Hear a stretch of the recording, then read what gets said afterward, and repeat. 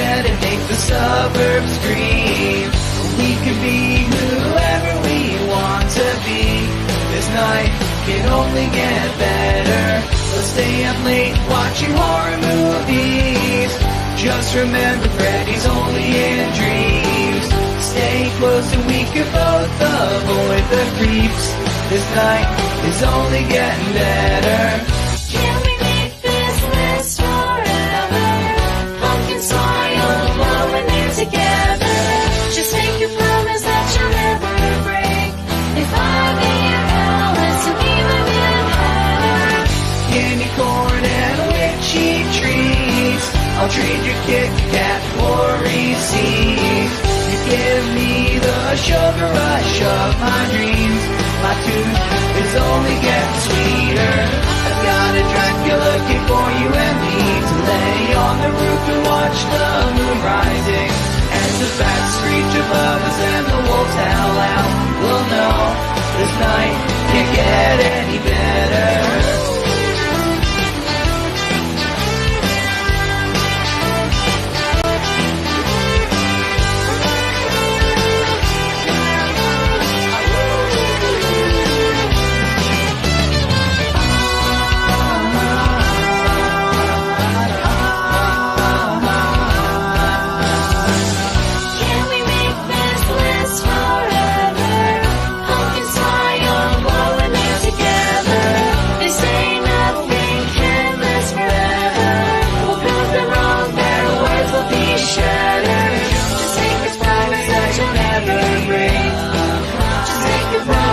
You'll never break.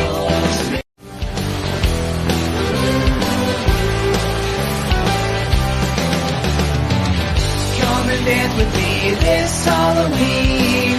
We'll wake the dead and make the suburbs scream. We can be whoever we want to be. This night can only get better. Let's stay up late watching horror movies. Just remember Freddy's only in dreams. Stay close and we can both avoid the creeps. This night is only getting better. Can we make this last forever? Pumpkin smile while we're near together. Just make a promise that you'll never break. If I'm in your house, you'll be my vampire. Candy corn and witchy treats. I'll trade your Kit Kat for receipts. You give me the sugar rush of my dreams. My tooth is only getting sweeter. I've got a Dracula kid for you and me to lay on the roof and watch the moon rising. As the bats screech above us and the wolves howl out, we'll know this night can't get any better.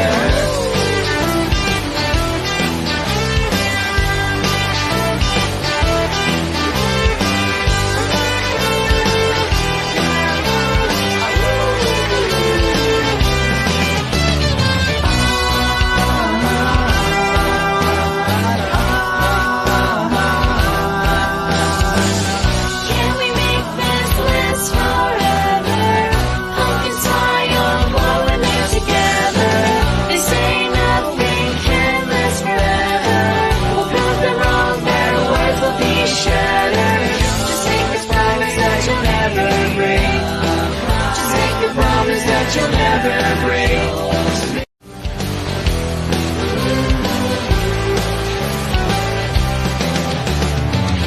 Come and dance with me this Halloween. We'll wake the dead and make the suburbs scream. We can be whoever we want to be. This night can only get better. Let's stay up late watching horror movies. Just remember Freddy's only in dreams. Stay close and we can both avoid the creeps. This night is only getting better. Can we make this last forever? Pumpkin smile while we're near together. Just make a promise that you'll never break. If I'm in your house, you'll be my vampire. Candy corn and witchy treats. I'll trade your Kit Kat for receipts. You give me the rush of my dreams. My tooth is only getting sweeter. I've got a Dracula cake for you and me to lay on the roof and watch the moon rising. As the bats screech above us and the wolves howl out, we'll know this night can't get any better.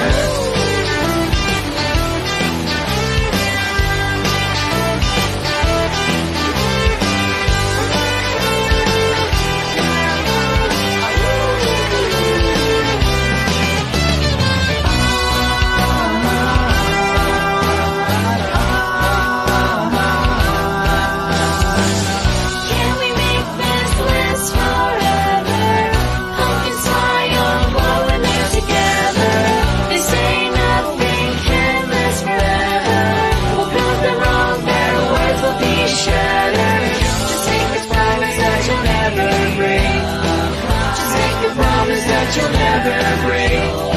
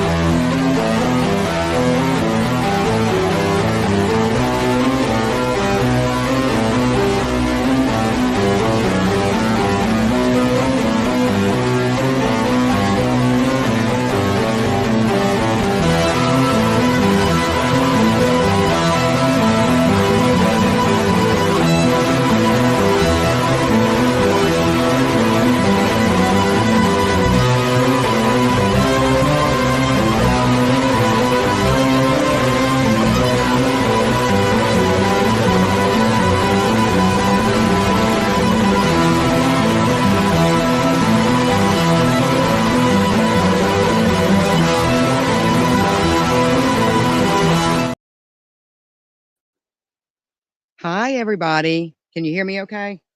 Make sure I'm not up too loud here. All right. So I am your host, Mother Dela Morte, and this is the Horror Gallery. Tonight we've got, it's a better known one. It's a better known story. Maybe not quite in the limelight with like Jack the Ripper or something like that. But we're going to be talking about the Ratcliff Highway Murders tonight. But let's see what's going on. See if we've got anybody in the comments. If you're new here, pop in, say hello, let us know where you're from, because we always like new victims here in the crypt. So give me just 1 second. Let me get switched over there real quick.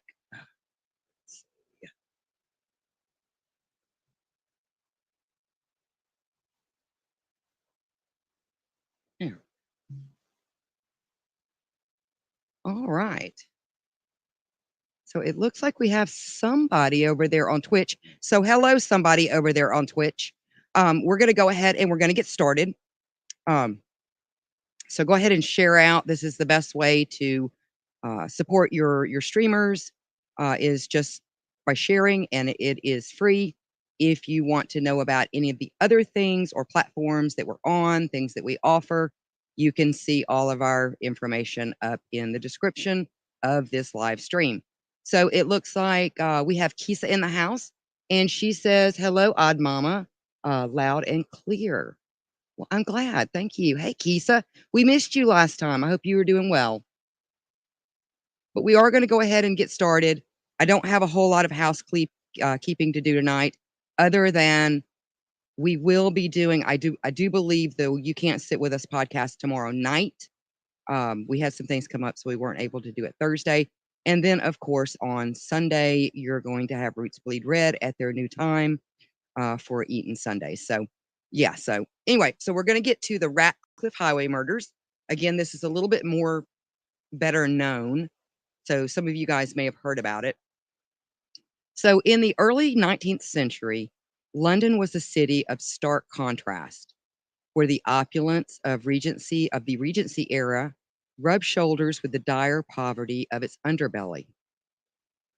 The Industrial Revolution was in full swing, drawing thousands to the city in search of work, which led to overcrowded slums, rampant crime, and a significant divide between the wealthy and the poor. And we've talked about this before when we were talking about some of the cemeteries over there in London. just the kind of the overall unsanitariness, and plus the police as we know it now, they weren't really a thing yet. So the economic landscape was marked by the aftermath, of course, the Napoleonic Wars, with returning soldiers from often finding themselves jobless, contributing to the social unrest. Now, London's infrastructure struggled to keep pace with its exploding population, leading to inadequate housing, poor sanitation, and a breeding ground for both disease and criminal activity. Social conditions were equally bad. The concept of policing as we know it today was virtually non existent. Law enforcement was patchy, consisting mainly of night watchmen, parish constables, community groups, things like that. It was woefully inadequate against the backdrop of the city's challenges. Now, this period was also before the reforms that would later lead to the establishment of the Metropolitan Police in 1829. Public hangings were common, serving both as a method of punishment as well as a public entertainment, reflecting the harshness, of course, of the justice system at that time. Moreover, the lack of effective street lighting made basically the streets were pretty much a nightmare in London. It made it very perilous during this time, with darkness cloaking all manner of nefarious deeds. So this would have been close to the time of Jack the Ripper. I think he came a little bit after. Now, the Ratcliff Highway, known today simply as the Highway, carved its notorious reputation through the heart of East London near the docks. It was an artery teeming with life, but also with vice and violence. The area was infamous for its sailors' taverns, brothels, and the transient population that flowed basically in and out like the tides. Life there was tough, with many residents living in squatter. The street itself was lined with businesses that catered to the maritime trade, including chandries, rope makers, drapers, much like a family we're getting ready to talk about, which was the Marr family. Now, their tale is very tragic, and they would have a tragic fate, which would soon capture the attention of all of London.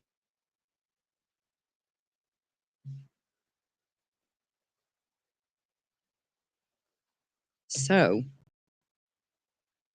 it was close to midnight on December 7th of 1811 when Margaret Jewell, the maid in the service of the Marr family, wrapped her shawl tightly around her as she stepped out into the cold, damp air of Ratcliff Highway. She was sent on what should have been a simple errand to purchase oysters for a late supper. The streets were dimly lit, the gas lamps casting long shadows, and the silence of the night was occasionally broken by the distant sounds from the nearby docks or passing revelers. With her mind on the warmth of the shop and the tasks that awaited her return, little did Margaret know her mundane task would really shield her from just absolutely unimaginable terror. Upon her return, Margaret found the door to the Marrs establishment uncharacteristically locked. Her knocks echoed unanswered in the silent street, a silence that now seemed ominously heavy. Alarmed, she fetched help, and what they found was a scene of terror. The first body discovered was that of James Gowan. He was the apprentice, lying in a pool of his own blood, his skull brutally crushed. Moving further into the shop, they found Timothy Marr, his face disfigured from violent blows, his throat cut with such ferocity that it nearly severed his head from his body. The sight was so shocking that it caused one of the neighbors to actually faint. Now, in the living quarters, the horror continued. Selamar was found, her body bearing witness to an attack just as savage as that of her husband's. Her life extinguished in her own home where she should have been safest. But perhaps the most heart-wrenching discovery was the infant, Timothy Jr., 14 months old, in his cradle, killed with a merciless strike that spoke of an unimaginable cruelty. The scene was one of utter devastation. No room was untouched by violence. No life within had been spared, save, of course, for Margaret, whose mundane era had really saved her life. The initial assumption might have been robbery, and that's what they thought at first. But the chaos within suggested something far more personal or pathological. Valuables remained, scattered but untouched, suggesting the intruder's purpose was not theft, but simply needless slaughter. The weapon, a ship's carpenter maul, was left behind, stained with the blood of the Moore family, its presence almost taunting the investigators with its boldness. As Margaret stood amidst the carnage, the oysters forgotten, her survival became the sole chilling testament to the night's events, marking the beginning of one of London's most darkest mysteries. So let's get into the comments real quick, and then we'll get back to the story, because it looks like we've got a lot of people in here from a couple of different places. All right, let's see.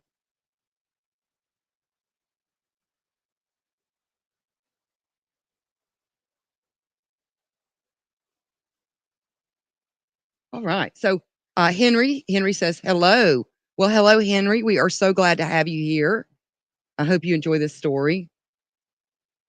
And then John's over on YouTube. Hey, John, it is great to see you. Hold on, let me get this up for you. There we go. We missed you the last couple of times. I'm so glad you were able to join us.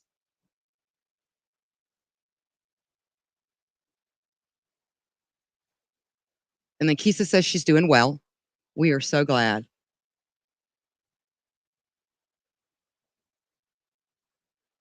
Oh, well, we've missed you too. Kisa said that she has missed Odd Mother.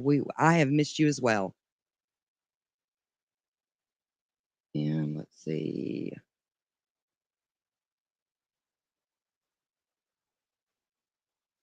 So Kisa asked, were the police called constables?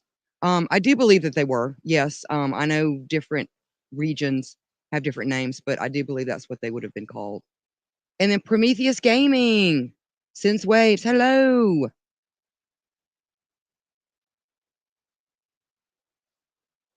And then we've got Calvin. Hello, Calvin. He's over on Twitch. Oh, and guys, anybody that's joining us from over on X, unfortunately, the streaming software that we have can tend to be glitchy. Sometimes I get your comments, sometimes I don't. So if it seems like I'm ignoring you, I am not. It's just that your comments will not show over here on my streaming software. And then John says cities were a mess back then. I'd rather have lived in the country. Yeah, they were. I did a whole, I think it was a 2-part stream on the necessity of the cemeteries and because of the graveyards getting overused, and just some of the deplorable conditions that people lived in. It's a wonder that they didn't have more plagues and sickness than they did, because it was just absolutely horrendous. But you're absolutely right. I would have much rather lived in the country.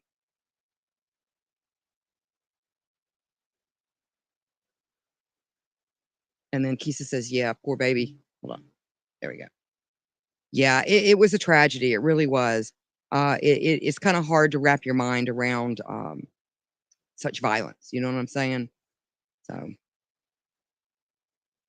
all right. So let's get back to this. All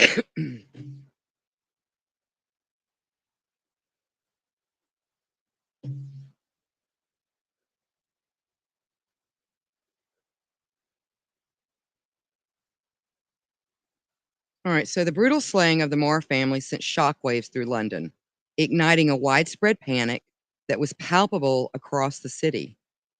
The sheer violence of the murders, occurring in what should have been the safety of their own home, led to an unprecedented level of fear among the populace. This fear was compounded by the gruesomeness of the scene discovered by Margaret Jewell, the maid, and the subsequent realization that such savagery could actually just basically happen to anyone at any time. Now, the immediate impact on the local community was profound.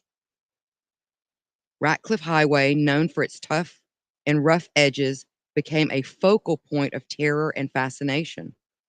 There was an urgent clamor for justice, leading to a swift and somewhat chaotic manhunt. Local magistrates, pressured by the public's outcry and the horror of the crime, offered substantial rewards for information, which actually was really uncommon at that time as far as a practice. So this kind of gives you an idea of just how society was reacting, how the city was reacting to these murders. Now, reflecting the severity of the community's demand for resolution, the manhunt was not just a police endeavor, but became a community-wide activity, with citizens actively participating, driven by both fear for their safety and a desire to return to some semblance of normalcy. This collective response underscored the community's desperation to apprehend the predators or predators, and restore peace to their shaken lives. Now, on the chilling night of December 19th, 1811, just 22 days after the Mars murders, the tranquility of the King's Arm pub in London was shattered. John Turner, a lodger at the Williamson establishment, made a desperate escape through a window, wearing little more than his nightclothes. His frantic escape was the first indication to the outside world that something horrific was unfolding within. Alerted by Turner's distress, locals and watchmen alike converged on the scene, unprepared for the horror they were about to witness. Upon entering the Williamsons' residence above the pub, the first responders stumbled upon a scene of unimaginable violence. John Williamson, his wife Elizabeth, and their servant Bridget Harrington were found brutally murdered, their bodies bearing the marks of a maul, and their throats were all cut as well. Now, this mirrored the savagery that befell the Marr family not 2 weeks prior. The discovery was made in the order of Turner's escape, alerting them. First to find John, then Elizabeth, and finally Bridget. Each victim positioned in ways that suggested no chance for escape or defense. The immediate aftermath of the discovery was marked by chaos and fear. News of the second set of murders spread like wildfire through London, intensifying the terror among all its citizens. The condition of the bodies and the method of killing immediately linked these murders to the recent Marr family tragedy, leading to widespread speculation about a serial killer or perhaps a vendetta against tavern keepers, which that kind of thing, I mean, it was much more lawless back then. So that would have been something that would have been an easy assumption over, as well as a serial killer, or what we refer to as a serial killer. They would have more likely referred to them as a fiend. Now, in the following days, the investigation took on a desperate urgency.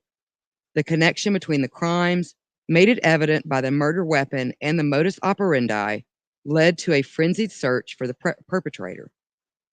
The investigation into the Williamson murders was marked by the crude and often inefficient methods of the time. Watchmen and local volunteers who were the first responders, lacked the forensic tools and methodologies we take for granted today.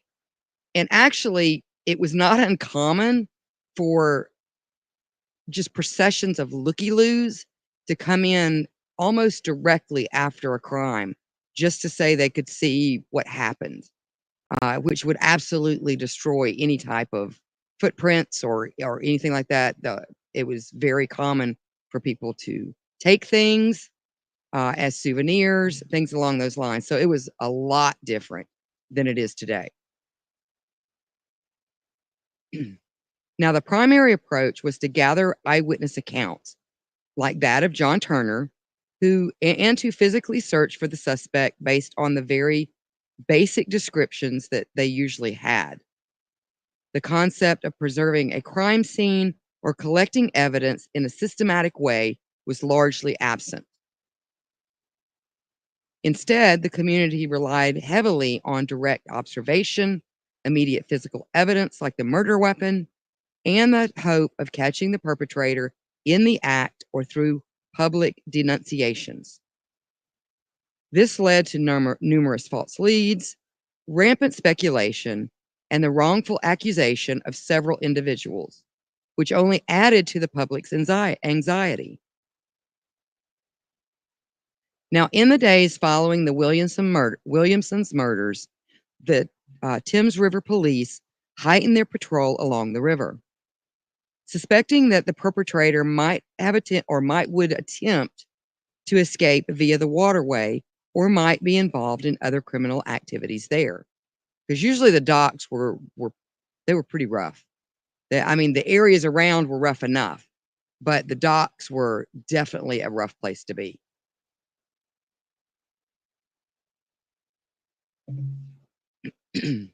Now, they questioned sailors, dock workers, and anyone who might have seen something unusual. This was partly because the murder weapon, a maul with its initials suggesting a connection to the maritime trades, were such tools that were common. Now, I will tell you, and it'll come up a little bit later in the story, but this particular maul was either stolen or the murderer took at least some pains to cover up evidence related to the maul, because normally in situations like this, it was very common to scratch your initials into your tools, and that had been scraped off. So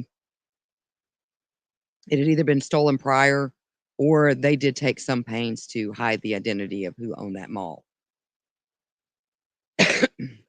Now, suspects again were numerous due to the public's fear and general call for information. However, one figure did stand out in the investigation. John Williams, an Irish sailor, became the prime suspect. John Williams emerged as the primary suspect in the Ratcliff Highway Murders, largely due to his connections to the area and the people involved in the crimes. His background was not particularly remarkable.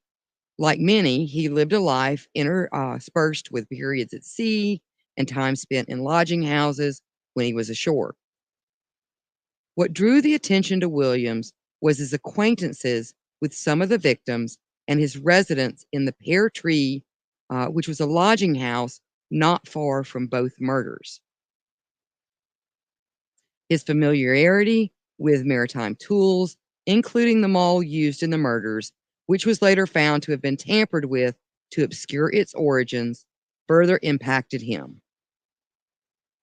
The evidence at that point pointed towards Williams as the most likely suspect. A shirt with bloodstains was found in his room. However, he claimed it was from a fight. More damning was the testimony of a lodger that also lived there at the Pear Tree, who mentioned seeing Williams with a maul. However, there was no direct eyewitness to the crimes, nor was there any confession or unequivocal physical evidence linking Williams indefinitely to the murders. The public and investigators, desperate for a resolution, leaned heavily on these very slim links. Now, what did also make them suspicious, however, was his sudden disappearance after the second set of murders, which again, like I said, added to the suspicion, as did his behavior when questioned, which was described as evasive. John Williams' arrest did not lead, however, to a trial, but instead to a dramatic turn of events. And we're going to get to that here in just a moment. I am going to run a quick break for our midway, and I will see you back here in about a minute or two.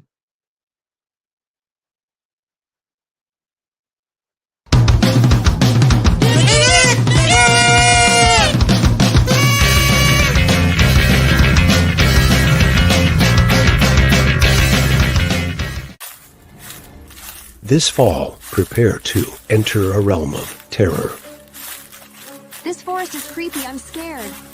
Are you sure we're going the right way? Where shadows dance and whispers haunt the night. Come on, it's just some spooky old woods.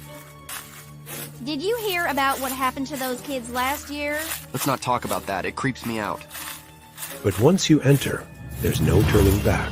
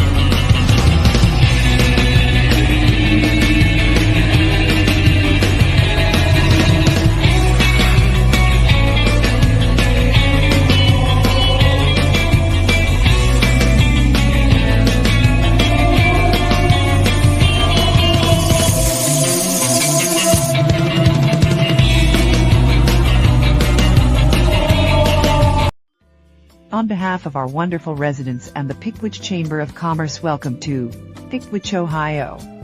Pickwich offers some truly special natural beauty, great lodging and restaurants, unique cultural activities, and of course, plenty of outdoor recreation. We have so much for you to explore in this little slice of paradise. Like our beautiful Ritual Hill, Parcosa Caverns, or Nug Swamp. We can't wait to get a taste of you. So, come on down and visit us. You won't find a friendlier gosh darn little town that's neither here nor there. Anywhere else. Need more information or help planning your next trip? Visit us on the World Wide Web at pickwichohio.com or contact our Visitors Center at 513-278-7701. Hope to have you soon. Well, we haven't seen them in a while. And it may or may not have something to do with possibly me maybe being threatened. Anyway, so let's get over to the comments real quick and see what we've got going on over here. And then we'll get back to the story.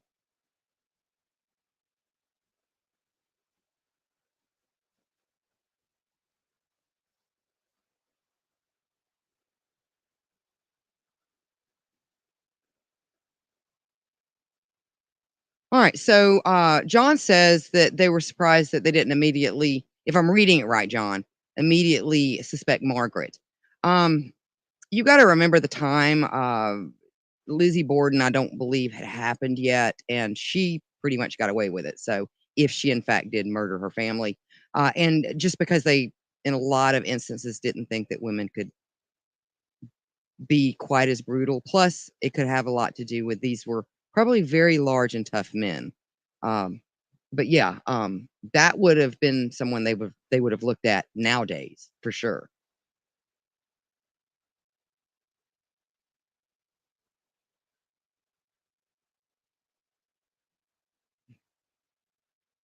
And Star is here. Hello, Star. How are you? So glad you could pop in and say hello and join us tonight. So Kisa is saying the country, or that England pretty much was a lot cleaner outside the city. Yes. It would have been a lot cleaner, I do imagine, outside the city. Nadine! Hey, Nadine! And then Kisa looks like she is over on Twitch now. Yay! All right, let's see.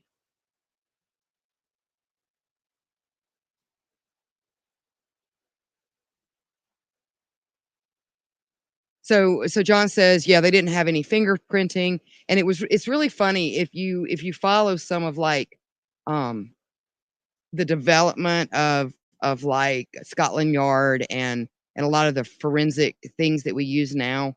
Fingerprinting was seen as more of a pseudoscience back then, which is just kind of funny, but that's how we learn. But yeah, they didn't have any of that. And I was reading something a while back, it was kind of interesting. So my understanding is a lot of times back in this time, if they found a murder weapon, and they believed it had been cleaned, or they believed that it might have been a murder weapon, but that it had been cleaned. A lot of times they would put it outside and see if flies would land on it. Because even though they couldn't test it for blood, if there were any type of indication of blood on a weapon, then it would attract flies. But it also seems like there's a really big chance of you maybe cutting up a roast, and that's what attracted flies. So there was a lot of things that weren't very scientific about that too. So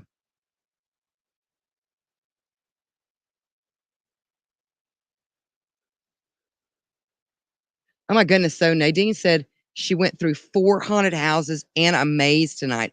That sounds amazing. And it was a 3D haunted house. Is is that the one that's got like the laser stuff that kind of disorients you? Because we went to one a couple of years back that was like that. Like it would look like there was a wall there and there wouldn't be a wall there, or that kind of thing. It was pretty cool if we're kind of talking around the same type of idea. All right. So let's go ahead and get back to the 3D glasses and graffiti. Oh, that's cool. That's very cool. That's new to me. That's really I like that. That's cool. All right. So where were we? So we're going to get into the fact that he didn't have a trial per se. Instead, and everything would really take a dramatic turn. So while awaiting further examination, he was housed at the Coalbath Fields prison. However, Williams was found dead in his cell on December 28, 1811, having apparently hanged himself with his own scarf. This act was widely interpreted as an admission of guilt by the public and the authorities. The suicide left the case in a peculiar position. Officially, it was open, but with the main suspect dead, the impetus to continue the investigation pretty much just faded away. It waned. Many took his death as closure, believing justice, though unconventional, had been served. However, this also meant that Williams never had his day in court, leaving the possibility of his innocence unexplored and several questions unanswered. And what they're about to do is not uncommon. And I know you guys that tune in to my streams and stuff, we've talked about just silly behavior. But yeah, we're going to get into that.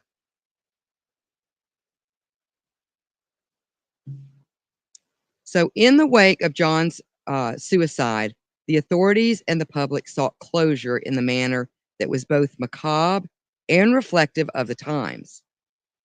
On December 31st of 1811, a makeshift and informal trial was held at the morgue where William's body was displayed. This was not a legal proceeding in the modern sense, but rather a public spectacle where the evidence was laid out before the citizens of London. The body was surrounded by the tools of the crime, including the maul, and various witnesses came forward to speak of what they knew or what they had seen. This event served as a kind of communal catharsis, allowing the public to see for themselves the man accused of the terrifying acts that had gripped the city in fear. The public display and the informal examination served as a de facto trial for Williams, who could, of course, not defend himself.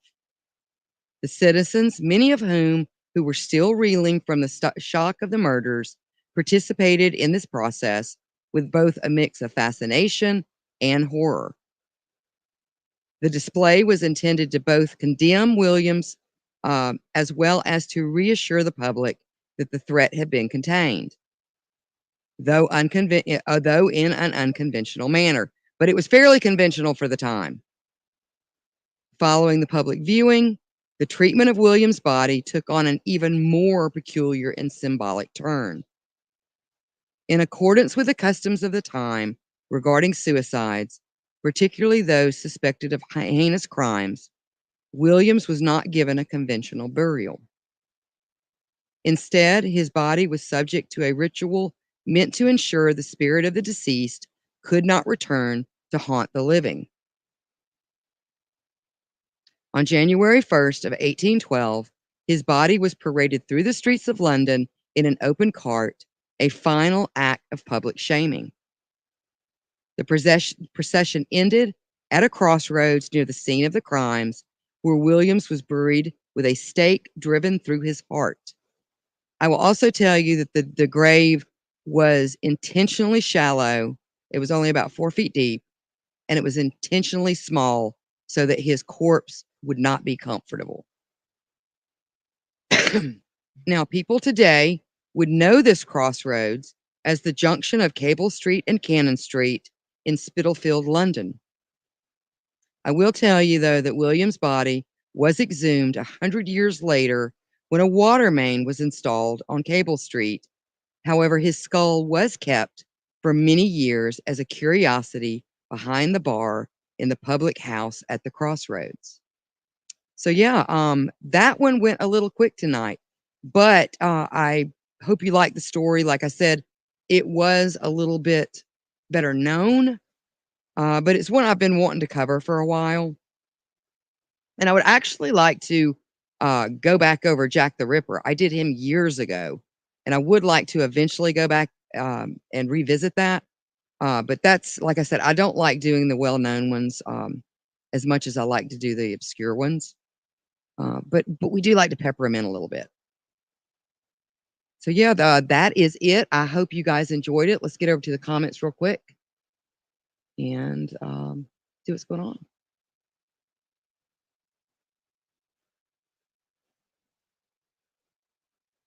Okay, so Kisa says she's been to Netherworld, and they have moved that over to Stone Mountain. See, that's the one that we went to back when it was over off 85. And the year that we went, because don't get me wrong, I like Netherworld. Netherworld's got some cool effects and things like that, but it's because it's different every year. Some years, at least for me, are better than others, and we got super lucky. It was a really, really good one. So yeah, Kisa, Netherworld is a lot of fun.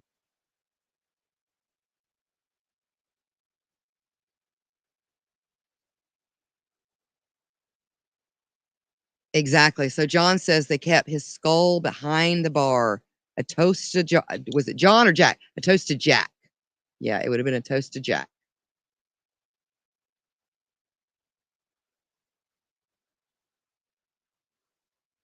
So yeah, and it wasn't uncommon to keep pieces like that, and we've talked about that too. Anything from making like books from a criminal's skin, such as Birkin hair, you know, using his skin to actually as the leather cover for the book, to like what some people refer to as like screaming skulls and those type of skulls that they keep at bars and things along those lines. it's a good thing we've come as far as we have. I mean, those are kind of neat things to think about as far as just how, I don't know, macabre things were back then. But I think that goes back to, I think death was a lot closer to everybody. Then we've really separated ourselves from death. It's a much bigger deal now than it used to be, I do believe. So I hope you enjoyed that. I hope you have a wonderful rest of the week. And again, don't forget to tune in tomorrow with You Can't Sit With Us. We were unable to go Thursday, so we will be on tomorrow night. And yeah, you guys have a great weekend and pleasant nightmares, everybody. Bye.